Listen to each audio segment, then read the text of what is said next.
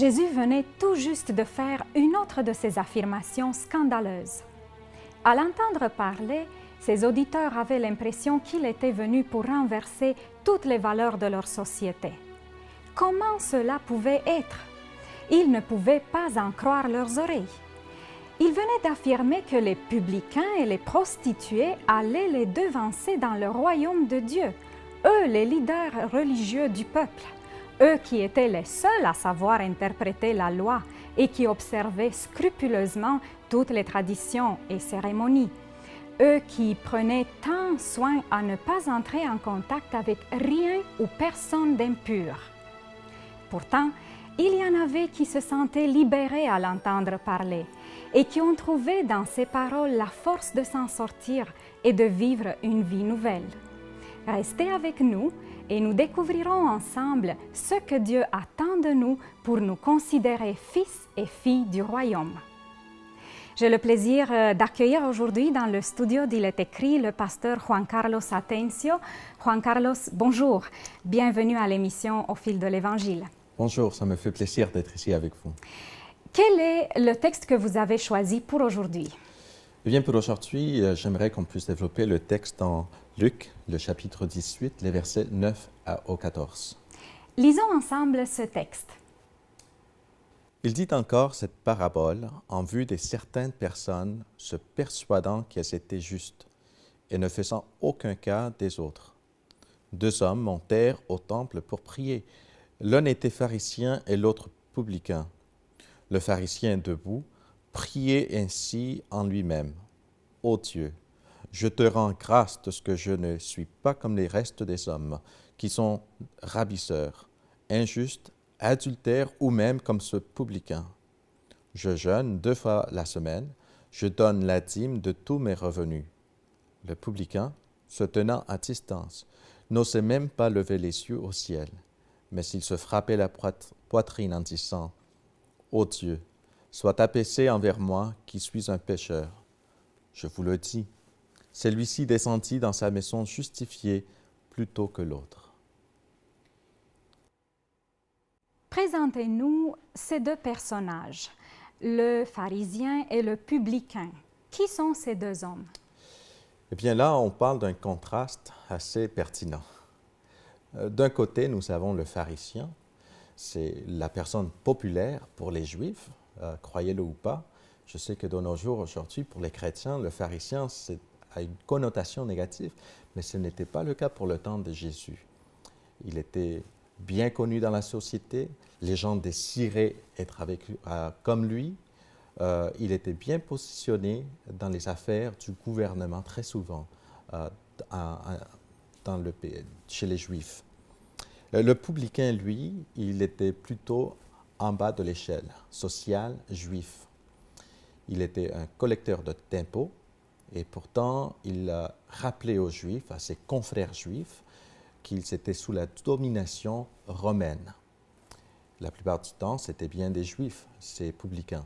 Mais j'imagine qu'il n'était pas aimé par la nature de ses fonctions, de son métier. Oui, pas du tout, pas du tout. Et c'est pourquoi il était en bas de l'échelle, tandis que le pharisien, lui, il était en haut de l'échelle. Mm-hmm. En d'autres mots, ces 2 personnages sont aux yeux du peuple. Le premier, un homme saint de Dieu, un modèle, quelqu'un qui est un candidat pour le ciel. Et le deuxième, un pécheur ordinaire que personne ne le voit entrer au ciel, en tout cas. Oui, et tout à fait. De plus, le mot pharisien qui vient de l'hébreu pharesh, qui veut dire séparé. Donc, voici des hommes qui se portent d'une façon séparatiste vis-à-vis ce qu'ils gardent toutes les lois de Moïse, les enseignements bibliques, etc. Ils sont justes, ils sont bien, au moins de ce que la population peut le reconnaître. Et donc, oui, un candidat parfait pour le ciel, tandis que le publicain, un candidat parfait, s'il en a existé, pour l'enfer. Et nous voyons dans le texte que ces deux hommes viennent au temple pour prier. Toutes les deux viennent devant Dieu et nous avons dans le texte la prière de chacun d'entre eux. Commentons maintenant la prière du pharisien tout d'abord. Oui, j'aimerais tout d'abord souligner quelque chose par rapport à la distance de où il se trouve. Puisque le pharisien, oui, il a le droit au temple. Tandis que le publicain, comme le texte va le dire un petit peu plus tard, il se tient de loin. Possiblement à la ligne, à la limite où les non-juifs pouvaient arriver. Il avait le droit d'arriver jusqu'à là, regarder et adresser ses prières vers le temple. La prière du pharisien nous parle d'une prière égocentrique, un petit peu plutôt arrogante, basée sur ses actions et surtout basée sur cet standard humain. C'est-à-dire, j'ai pu faire ci, j'ai pu faire ça, aux égards des hommes. Il dit je jeûne 2 fois la semaine, je donne la dîme de tous mes revenus. Il est en train donc de présenter à Dieu ce qu'il a fait, comment il a gardé les lois. Il se présente, voilà Dieu, moi j'ai accompli tout ce que tu nous demandes finalement. Oui, et c'est vrai que parmi les choses qu'il est en train de citer, ce sont des lois divines, des lois de Dieu. C'est intéressant par contre l'introduction de Jésus. Jésus dit, ce sont des gens, il prend la parabole pour ici parler de gens qui se sentent justifiés par eux-mêmes et ne prennent pas garde des autres. Ils se sentent supérieurs. Vous savez, en fait, le pharisien du temps de Jésus, comme le décrit Joseph, l'historien juif, c'était quelqu'un de théologiquement assez balancé, comparé aux Sadducéens et à une autre secte juive. C'était aussi des gens qui étaient, comme on l'a déjà mentionné, bien placés vis-à-vis le gouvernement, les gouverneurs. Et c'était des personnes qui, d'une part, croyaient qu'ils avaient la liberté d'agir vis-à-vis leur destin, mais que Dieu avait aussi, et les anges, avaient un mot dans leur vie, dans ce qui allait se passer. Et donc, ce pharisien reconnaît dans sa prière tout au début, « Je te remercie de ce que je peux faire ou je ne suis pas comme. » Et on pourrait penser, bon, il reconnaît Dieu au moins. Mais c'est intéressant, très vite, il se détourne de Dieu pour se regarder à soi-même. Voici, j'ai pu donner ma dîme, j'ai pu faire ci, j'ai pu faire ça. Et donc, le regard n'est plus sur Dieu, mais sur soi-même et ses accomplissements. Et il se sent quand même en sécurité parce qu'en se comparant aux autres hommes, il dit « je suis bien ». J'ai le standard qu'il s'est mis, il peut l'atteindre facilement. Oui, et vous savez, quand on se regarde au miroir de nos voisins ou des gens autour de nous dans notre société, comme vous l'avez dit, on va atteindre cet standard et là, on peut se sentir au confort. Mais quand on se regarde au miroir de Dieu, à l'estandard de Dieu, alors là, on va se voir tout petit.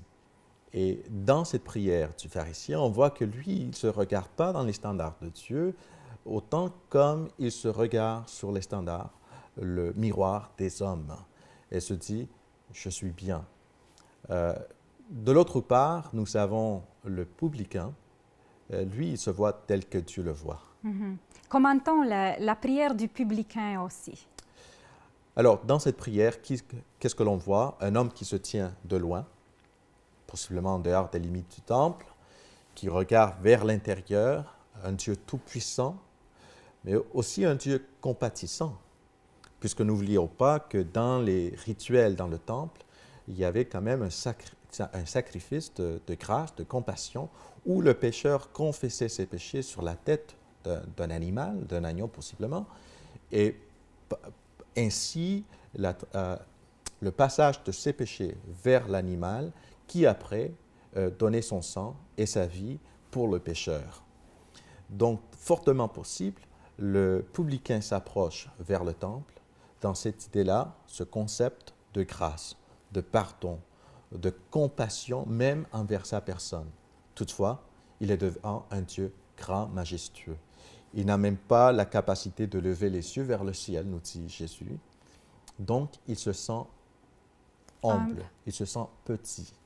Il réalise le besoin d'un Dieu compatissant, un Dieu de grâce. Et par rapport à la prière du pharisien, une prière assez élaborée, la prière du publicain est très courte. Il n'a pas grand-chose à dire à Dieu, sauf « Aie pitié de moi, je suis un pécheur ». Il ne vient pas énumérer ses mérites parce qu'il n'en a pas. La seule chose qu'il peut dire à Dieu, c'est le vrai état où il se trouve, je suis un pécheur. Oui. C'est intéressant aussi que, encore une fois, le pharisien, il était bien vu par sa société et bientôt cela se reflète dans son cœur. Le publicain, lui, aussi par le reflet de la société, il n'est personne. Mais ça va plus loin. Il reconnaît cette vérité dans son cœur. Il a péché. Aie pitié de moi, ô Dieu.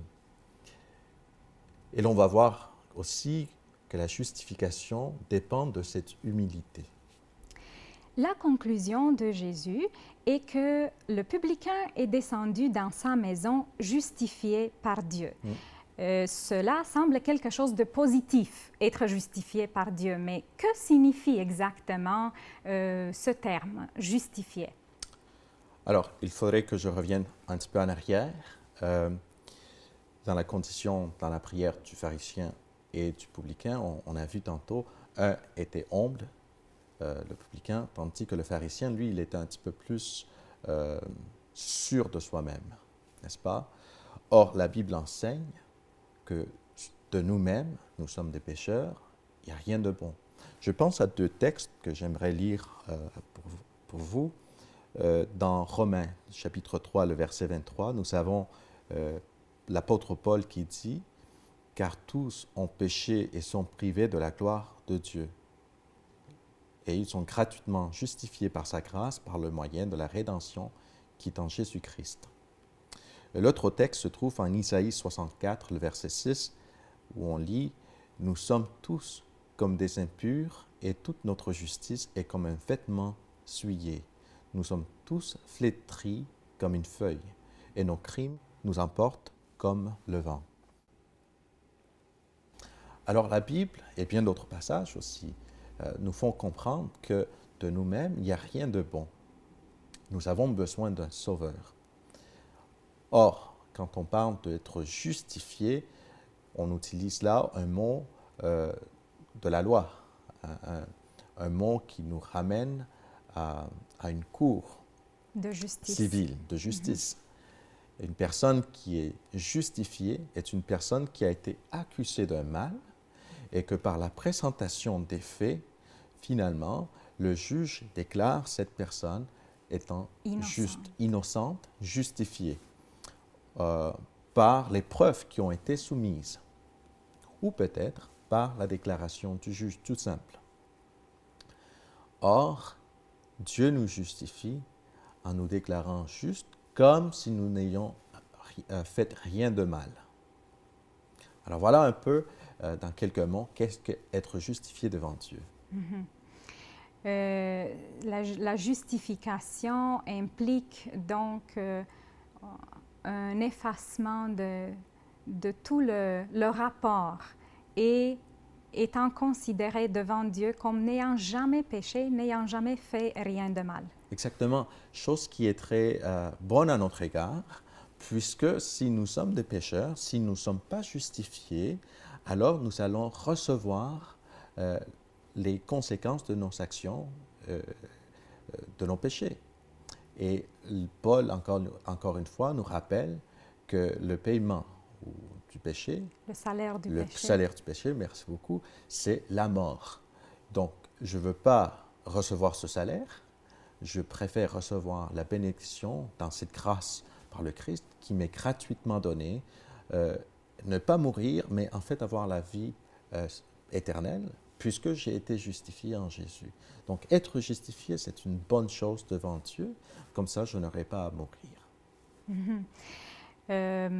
Pourtant, je trouve que c'est un peu étonnant, le fait que c'est le publicain qui est parti justifié, et nous avons vu qu'il était le pécheur, il était celui avec lequel personne ne voulait s'identifier. Tandis que le pharisien, qui était le modèle à suivre, d'après les mots de Jésus, on sous-entend, en fait, Jésus le dit pleinement, c'est le publicain qui est parti justifié, le pharisien n'était pas justifié. Pourquoi lui, il ne fut pas justifié? Alors, si vous êtes étonné, l'audience de Jésus l'aurait été encore plus. Et comme vous l'avez dit un peu au commencement, c'est comme si Jésus était en train de renverser les règles du jeu. Comment sommes-nous sauvés? Comment sommes-nous acceptés par Dieu? Bien de personnes aimeraient croire que c'est par la quantité et la multiplication de bonnes actions, de bonnes œuvres. Or, ici, on voit que ce n'est pas le cas. C'est plutôt un changement de cœur. Vous vous rappelez dans l'Évangile de Jean, toujours, le chapitre 3, nous avons ce mot de Jésus envers Nicodème. Et je prends surtout les versets 5 et 6. Jésus répondit donc à Nicodème en disant « en vérité, je te le dis, si un homme ne naît d'eau et d'esprit, il ne peut entrer dans le royaume de Dieu. Ce qui est né de la chair est chair, et ce qui est né de l'esprit est esprit. » Donc, pour Dieu, ce n'est pas une question de bonne action, de bonnes œuvres. Oui, ça part, ça mérite, mais par rapport à mon salut, ça n'a aucun mérite. J'ai besoin d'une transformation de cœur. Le pharisien n'a pas compris cela. Le publicain, lui, il l'a compris. Il a compris qu'il était mauvais et qu'il avait besoin d'un changement radical de son cœur, de sa personne. Le pharisien, lui, il continue à se justifier en pensant « je fais du bien, il n'y a aucun mal chez moi ». En fait, sa prière, me semble-t-il, ne contient aucune demande envers Dieu. Il n'a besoin de rien de la part de Dieu, car il se sent bien, il a atteint le standard qu'il s'était mis, tandis que le publicain, il vient demander l'aide de Dieu. Oui. « Aie pitié de moi, Dieu ».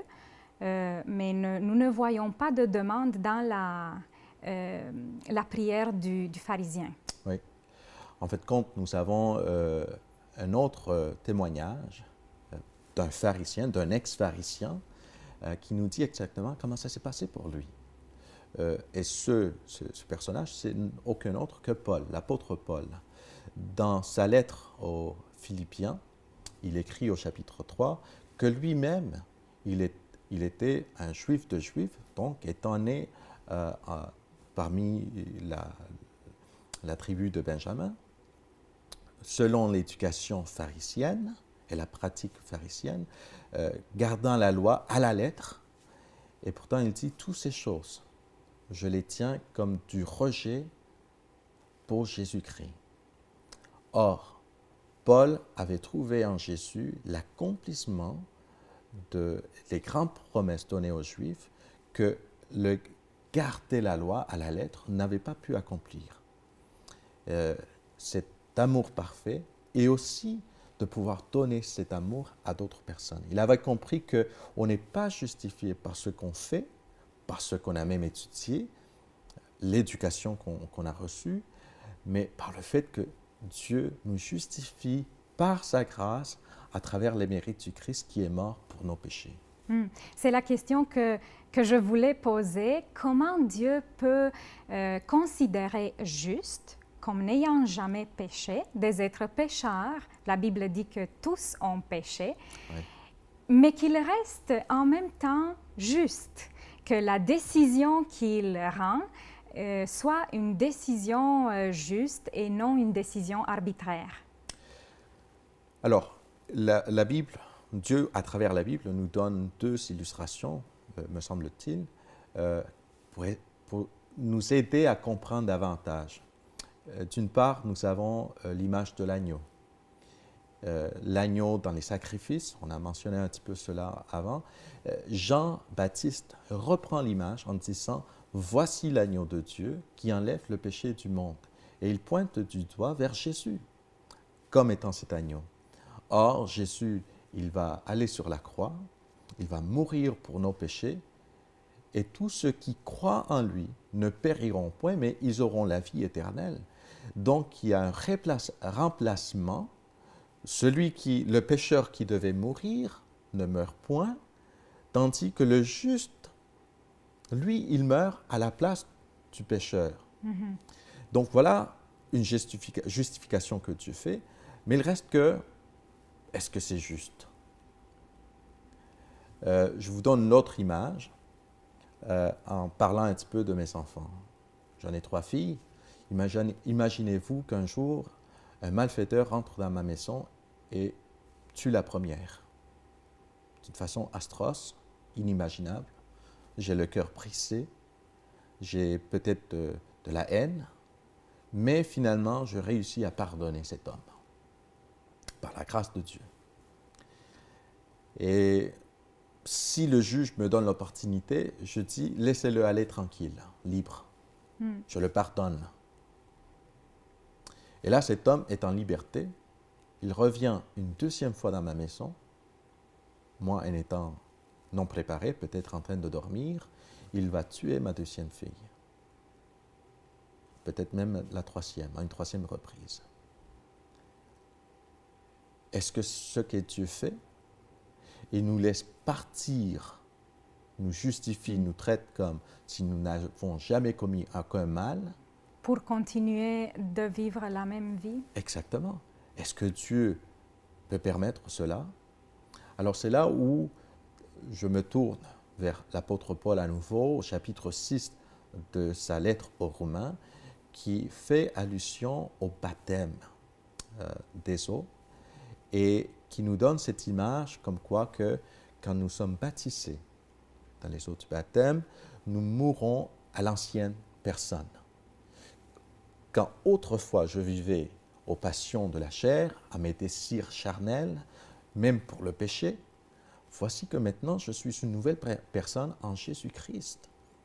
Et ce n'est plus moi qui vis, mais Jésus qui vit en moi. Donc je crois que cela est juste. Que non pas par mes forces, non pas par mes mérites, mais par la grâce de Dieu, je puisse mourir à cet ancien homme et je puisse être ressuscité, comme le dit Paul en fait, dans ce chapitre 6, et vivre non pas pour le péché, mais pour l'amour que je reçois en Jésus-Christ. Je vois donc que Dieu, il nous justifie avec un but précis pour nous donner l'opportunité de vivre une vie nouvelle. Non pas pour nous laisser les mêmes hommes que nous étions avant, mais pour nous donner l'opportunité. Il nous faut un nouveau départ pour vivre une nouvelle vie avec le Christ. En fait, on a 2 bels exemples dans la Bible par rapport à des publicains qui ont été justifiés, qui ont été transformés par l'évangile du Christ. Le premier, c'est Matthieu, un disciple à temps complet avec Jésus. Étant publicain, il a tout délaissé, il a suivi Jésus. L'autre, c'était Zachée, celui qui a monté l'arbre, et à qui Jésus a dit « Zachée, descends, il faut que j'aille chez toi ». Et on voit la transformation de Zachée aussi lorsqu'il dit « Jésus, je donne tout ce que j'ai dérobé, je le remets 4 fois de plus. » Et on voit un homme qui est prêt à tout donner pour suivre Jésus. Donc, c'est des beaux exemples de comment on peut être justifié par la grâce de Jésus. Dans ma vie personnelle, je me souviens avoir été élevé dans l'Église, auprès de la connaissance chrétienne. Et plusieurs années, je croyais que j'étais un gentil bon garçon parce que tout le monde me le disait. Mais c'est au moment où un prédicateur a fait le lien avec le mensonge et Satan en tant que le père de mensonges que j'ai pris conscience de mon besoin d'un sauveur. Et c'est là où j'ai fait appel, comme ce publicain, à un sauveur qui pouvait transformer, nettoyer mon cœur. Et je crois avoir été reçu par notre Père céleste. Mhm. Qu'est-ce qui a déterminé le publicain et d'autres personnages que vous avez mentionnés de venir devant Dieu, même en sachant qu'il était pécheur et en étant rejeté par les autres, par la société ou les gens religieux de son temps? Alors, dans la Bible, il y a plusieurs images de la compassion de Dieu envers l'être humain. Il y a un texte qui me vient à l'esprit, j'aimerais le lire dans Exode, le chapitre 33, à partir du verset 6.